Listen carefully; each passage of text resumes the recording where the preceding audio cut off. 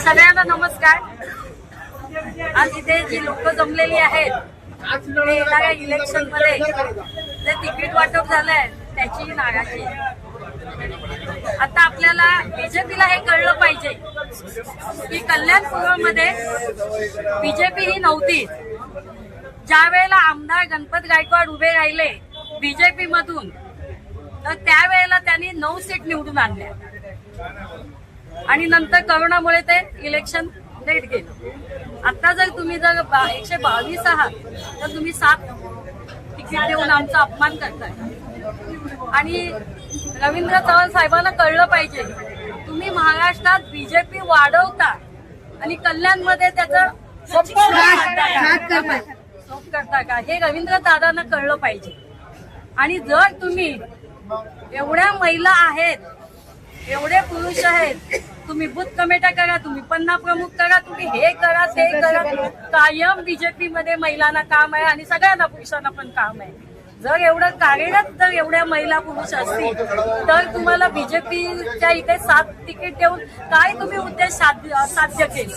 बरं जाऊ दे, तुम्हाला तिकीट द्यायचं होतं ना, थांबा जरा, तिकीट द्यायचं होतं ना 7 मान्य आहे आम्हाला, तुम्ही 8 दिवस आधी का डिक्लेअर केलं नाही? ही लोकशाही आहे, ज्याने त्याने आपला मार्ग मोकळा केला असता। ही लोकशाही आहे, ज्याने त्याने आपला मार्ग मोकळा केला असता। मी पक्षाला विनंती करते तुम्ही काय एवढं लेट तिकीट दिल्या?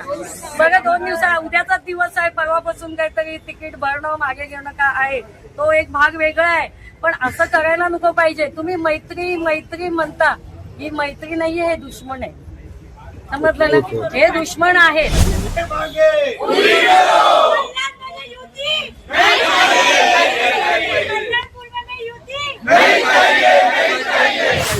पंतप्रधान आमचे आहे, मुख्यमंत्री पण आमचे, आमदार पण आमचे, त्यांना विरोध पण आमचाच हवा। युती योग्य नाहीये, आधी आधीच युती पाहिजे होते।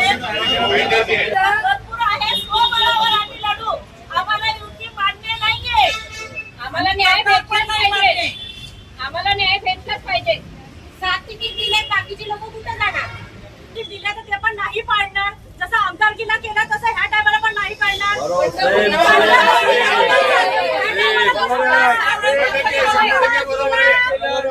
आमदार शिंदे गटाची युती असून सुद्धा पैशानी पाहिजे तिथे सपोर्ट झाला, पण युतीमध्ये सपोर्ट केलेला नाही। झाला असता केली त्यांनी, पहिल्या आमदारकीला पण बंडखोरी केली, आता पण बंडखोरी केली, तरी किती सहन करायची कॅपॅसिटी नाही। आम्ही स्वबळावर आणणार आहे, सोबत दाखवून देणार आहे कल्याण डोंबिवली महानगरपालिका। कार्यकर्त्यांची नाराजगी आहे, युती झालं तर आम्ही सगळे राजीनामा देणार, सगळे राजीनामा देणार, 3 मंडळ अध्यक्ष राजीनामा देणार, 3 महिला अध्यक्ष राजीनामा देणार।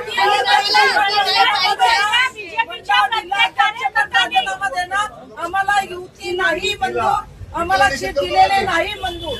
आणि कल्याणपूर्वमध्ये जेवढी पण बीजेपीची कमिटी आहे, जर आमचा स्वीकार झाला नाही आमच्या मागण्या तर प्रत्येक कार्यकर्ता कमळ कमळ कमळ याचा राजीनामा देणार। सरळ आमदारांचं आणि बीजेपी कार्यकर्त्यांचं कल्याणपूर्वमध्ये खच्ची करण्याचं काम हे होत आहे, यासाठी हे दिसून येतंय। बरोबर, यासाठी फक्त बीजेपीच्या कार्यकर्त्यांचाच बळी का हा प्रश्न आहे खरं तर आम्हाला। जर मैत्रीपणे तुम्ही युती बोलताय तर सारख्या सीटा वाटप झालेल्या पाहिजे होत्या। 7 सीटा बीजेपी कार्यकर्त्यांच्या तोंडावर मारलेला आमकुडा आहे, तुकडा आहे,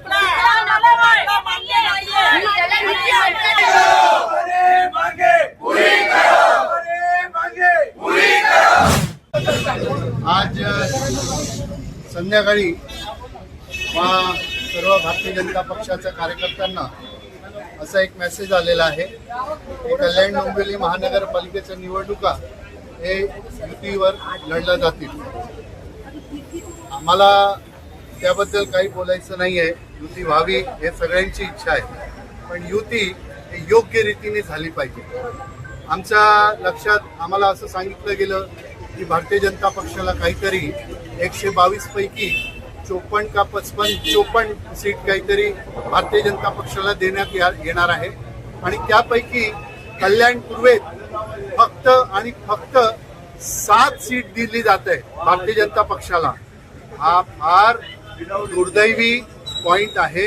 आम्ही सगळे भारतीय जनता पक्षाचे कार्यकर्ते याचा निषेध करतो आणि हे आम्हाला मान्य नाही असं आम्ही जाहीर करतो. आणि आम्ही आमच्या पक्षाला आम्ही विनंती करू इच्छितोय की आम्हाला कल्याण पूर्वेत कुठल्याही परिस्थितीची युती आम्हाला नकोय. आणि आम्ही इथे कल्याण पूर्व विधानसभेत आम्ही महानगरपालिकेचे इलेक्शन पक्षांना विनंती आहे की आम्ही मैत्रीपूर्ण युद्ध इलेक्शन आम्ही लढणार आहोत. हे पक्षांनी कृपया आम्हाला त्याची परवानगी द्यायला पाहिजे.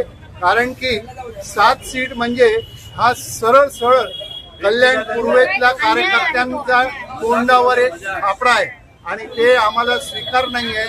आणि त्याचमुळे आम्ही पक्षश्रेष्ठींना विनंती करू इच्छितोय की आपण कल्याण पूर्वेत मैत्रीपूर्ण लढतची परवानगी आम्हाला द्यावी. या कल्याण पूर्व विधानसभेमध्ये 80,000 मतदान हे भारतीय जनता पार्टीला झालं आणि त्यापैकी 7च जागा या नगरसेवक पदाच्या या इथे कल्याण पूर्व विभागामध्ये मिळाल्या. त्यातल्या 6 जागा महिला आणि 1 जागा पुरुष असं मिळालं. त्यामुळे इथे असंख्य कार्यकर्त्यांमध्ये असंतोष पसरला आहे. त्यांची समजूत काढण्यासाठी मी इथे आलो आहे. त्यांचं असं म्हणणं आहे की काही दिवसापूर्वी शिवसेनेचे पदाधिकारी महेश गायकवाड यांनी स्वबळ लढूची इच्छा व्यक्त केलेली आहे आणि त्याप्रमाणे यांचं असं म्हणणं आहे की आम्ही स्वबळ लढू आमची तयारी आहे. त्यांचं आव्हान यांनी स्वीकारल्याचं म्हणणं आहे.